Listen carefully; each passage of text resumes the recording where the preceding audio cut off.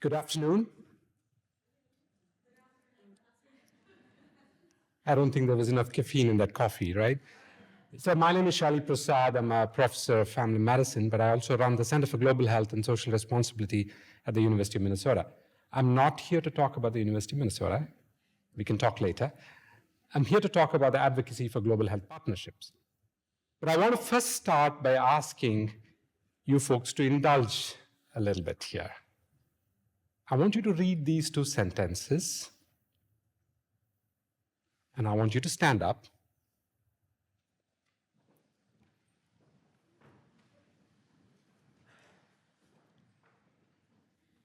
Now, folks, if you think one of these sentences was written more than 50 years ago,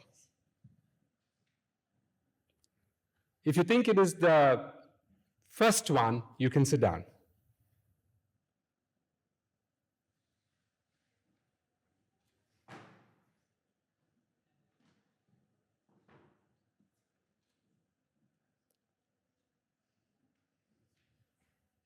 Not easy, is it? You can all sit down. They are near identical sentences.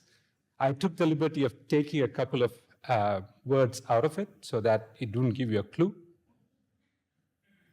The first one was written by the British colonial administration while they were trying to get people to go to India to teach Indians how to read and write, while suppressing the local language, local health systems, local practices. The second one was a recruitment tool from an organization 2 years ago in the US, asking people, generally unqualified, to go because, those poor people have nothing. So why don't you go and do whatever it is that you want to do? Now, this is, I'm assuming, a classic US situation, though there are many other parts of the world that is very commonly in this realm, right? We look at global health as a deficit-based approach. And in the US, a majority of global health activities outside academia, and if I go to a talk at a radio show, at a conference, majority of them look at global health as a short-term engagement. I do that because my group thinks that this community in Kenya needs us. Because, we are from the US. I have no clue what diseases are there, but, I'm from the US. So I will go there and show how great I am.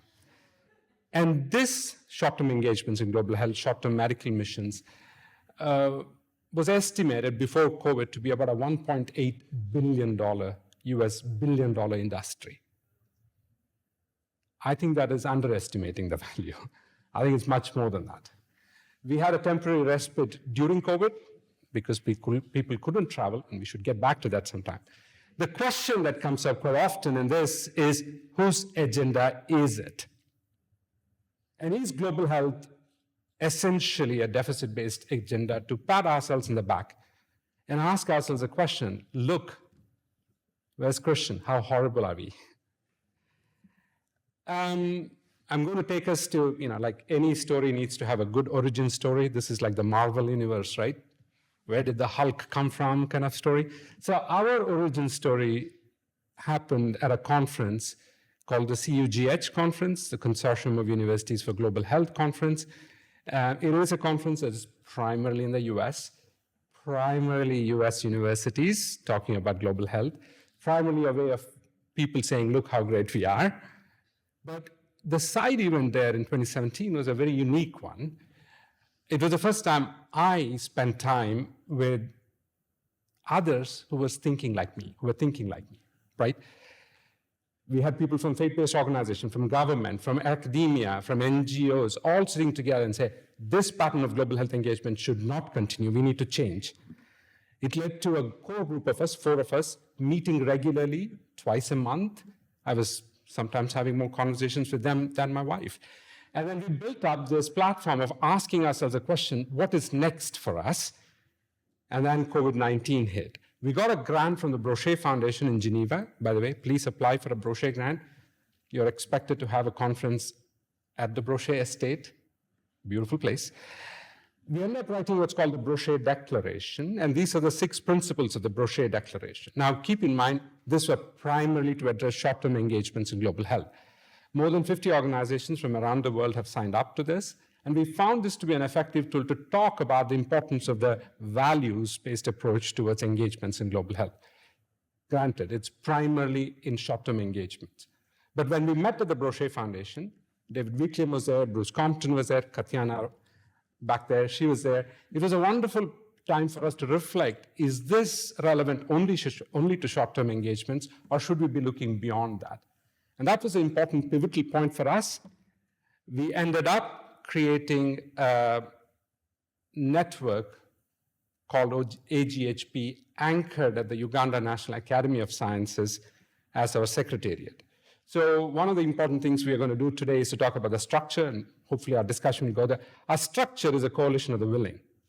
We all feel this, and we come from different backgrounds, from different parts of the world, not just US, and we are very clear that we are here because we feel that there needs to be a fundamental paradigm shift in engagements in global health, and that the values that we espouse should be reflected in the work that we do.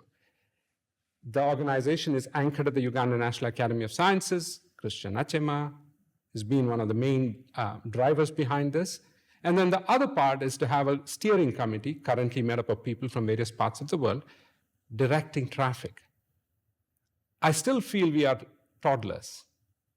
We haven't had ossifications of our bones yet. Organizationally, we are in that process of recognizing that we need to create some terms of engagement so that we can look at expanding our coalition of the willing.